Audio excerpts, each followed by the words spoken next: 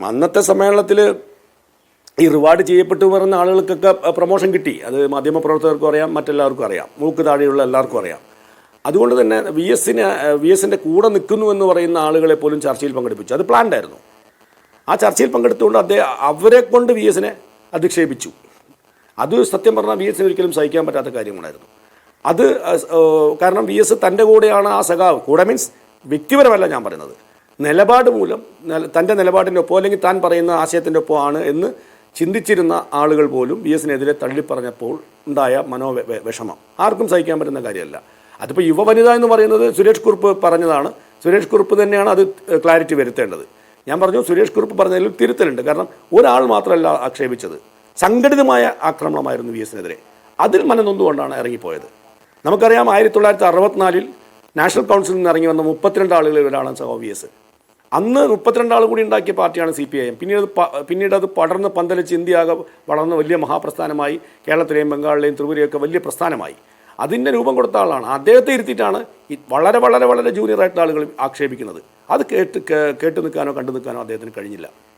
അതുകൊണ്ട് അദ്ദേഹം ഇറങ്ങി വന്നത്. CNM പിയാസൻ കൂടി എന്നോടൊപ്പം. ഞാൻ സുരേഷിലേക്ക് വരാം. CNM പിയാസൻ, ഇവിടെ M സ്വരാജ് എന്തോ ഒരു കടുത്ത വാക്ക് പറഞ്ഞു, ചിന്താ ജെറോം എന്തോ കടുത്ത വാക്ക് പറഞ്ഞു എന്ന നിലയ്ക്ക് വ്യക്തികളിലേക്ക് ചുരുക്കുകയാണോ അവസാന സമ്മേളനങ്ങളുടെ കഥയിൽ നാം ചെയ്യേണ്ടത്? അതോ അതിനപ്പുറം വി എസിനെ ആക്ഷേപിക്കാൻ പാർട്ടി ആകെ തന്നെ, പാർട്ടി എന്ന് പറഞ്ഞാൽ പാർട്ടി കൈപ്പിടിയിലുള്ളവർ, പാർട്ടിയിലെ മെജോറിറ്റി ഓഫ് കോമ്രേഡ്സ് തീരുമാനിച്ചിരുന്നു, അതിൻ്റെ ഭാഗമായി ഉത്തരവാദിത്വം നിറവേറ്റാൻ നിയോഗിക്കപ്പെട്ടവർ അവരവരുടെ വാക്കുകൾ പറഞ്ഞു പോയി എന്ന് ഒഴിച്ചു നിർത്തിയാൽ വ്യക്തികളിലേക്കാണോ ചുരുക്കേണ്ടത്? അതോ അവസാന ഘട്ടമെത്തിയപ്പോൾ പാർട്ടിയുടെ ഫൗണ്ടറായിരുന്ന ഒരു നേതാവിനെ, അത്രയും പാരമ്പര്യമുള്ള ഒരു നേതാവിനെ, അദ്ദേഹത്തെ ചുരുക്കി കെട്ടാൻ പാർട്ടി ഒന്നാകെ പണിയെടുത്തു എന്നെനിക്ക് കുറച്ച് വലുതായി കാണേണ്ട കാര്യമാണോ ഇത്? അല്ല, ഇത് ഈ CPM-ന്റെ സംസ്ഥാന സമ്മേളനങ്ങൾ പാർട്ടിക്കകത്തെ വലിയ ഗ്രൂപ്പ് യുദ്ധങ്ങൾ, നമുക്കതിന് 2-3 ഘട്ടങ്ങൾ ഉണ്ട് യഥാർത്ഥത്തിൽ. ഒന്ന്, വി എസും പിണറായി വിജയനും ഒക്കെ ഒരുമിച്ച് ചേർന്ന് നിന്നുകൊണ്ട് CITU സംഘത്തിനെതിരെ നടത്തിയ യുദ്ധം. ആ യുദ്ധം ആരും ചർച്ച ചെയ്യാറില്ല. ആ യുദ്ധത്തിന്റെ പരിസമാപ്തി എന്ന് പറഞ്ഞാൽ പാലക്കാടാണ്. ആ 1998-ലാണ്.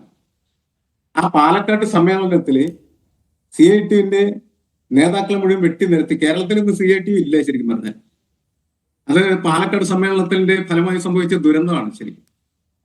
ML Lawrence, BB Cherian, KN Raveendranath, O Bharathan സമ്മേളനത്തിൽ പാനൽ അവതരിപ്പിക്കുന്നതിന് മുമ്പ് വെട്ടിമാറ്റപ്പെട്ട നേതാവാണ്. അദ്ദേഹത്തിന്റെ നെരിപ്പോട് എന്ന് പറയുന്ന പുസ്തകം വായിച്ചാൽ വളരെ കൃത്യമായിട്ട് കാര്യങ്ങളൊക്കെ മനസ്സിലാവും. അങ്ങനെ അത്തരത്തിലുള്ള മുഴുവൻ നേതാക്കളും വെട്ടി നിരത്തുകയാണ് ചെയ്തത്. അന്ന് വെട്ടി നിരത്തുമ്പോൾ ആ നേതാക്കൾക്കെതിരെ പിണറായി വിജയനും അതേപോലെ തന്നെ വി എസിന്റെ നേതൃത്വത്തിലുള്ള സംഘങ്ങൾ മുഴുവനും ഇതേ പണിയാണ് ചെയ്തിരുന്നത്. അഴിമതിക്കാർ പാലക്കാടൻ തീക്കാറ്റിൽ വെന്തുരുകി എന്നാണ് വി എസ് പറഞ്ഞത്. അത് കഴിഞ്ഞിട്ട് പിന്നീട് സമ്മേളനങ്ങൾ നീണ്ടുപോകുന്നു. സമ്മേളനങ്ങൾ 2 ഭാഗമായിട്ട് തിരിയുന്നു. പിണറായി വിജയന്റെ ഭാഗവും വി എസിന്റെ വിജയം. അപ്പോൾ വി എസ് ഗ്രൂപ്പിന് പിന്നെ വെട്ടിയൊതുക്കലായി പിണറായി വിജയൻ നേതൃത്വത്തിലുള്ള സംഘത്തിന്റെ പ്രധാനപ്പെട്ട ജോലി. അതിന്റെ ഒരു പരിസമാപ്തി നമ്മൾ മലപ്പുറം സമ്മേളനത്തിൽ പിണറായി വിജയൻ മിന്നലായി എന്നൊക്കെ പറഞ്ഞ് വാർത്ത വന്നു. ശരിയാണ്, മിന്നൽ പിണർ, അതൊക്കെ ഇതായിരുന്നു. മിന്നൽ പിണർ എന്ന് പറയുന്നത് വെട്ടലാണ് ശരിക്കും പറഞ്ഞത്.